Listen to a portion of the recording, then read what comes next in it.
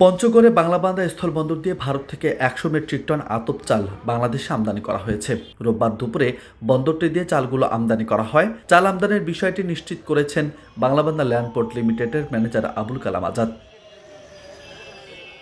জানা গেছে, বন্দরের C&F এজেন্ট প্রহর ইন্টারন্যাশনালের মাধ্যমে চালগুলো আমদানি করছে চট্টগ্রামের প্রতিষ্ঠান সালমা ট্রেডিংয়ের আমদানিকারক ও মালিক শামসুল আলম। বাংলাবান্ধা ল্যান্ডপোর্ট লিমিটেডের ম্যানেজার আবুল কালাম আজাদ বলেন, বন্দরটি দিয়ে সবথেকে বেশি পাথর আমদানি হয়ে থাকলেও এর পাশাপাশি আমদানিকারকদের আগ্রহ সাপেক্ষে সরকারের অনুমতি নিয়ে বিভিন্ন পণ্য ও মালামাল আমদানি রপ্তানি কার্যক্রম হয়ে আসছে।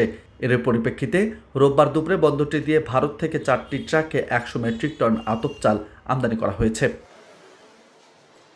বন্দর সূত্রে আরও জানা গেছে, এর আগে গত মঙ্গলবার বন্দরটি দিয়ে ভারত থেকে 4টি ট্রাকে ১০০ মেট্রিক টন আতপ চাল C&F এজেন্ট প্রহর ইন্টারন্যাশনালের মাধ্যমে আমদানি করে আল আমিন এন্টারপ্রাইজ নামের একটি আমদানিকারক প্রতিষ্ঠান।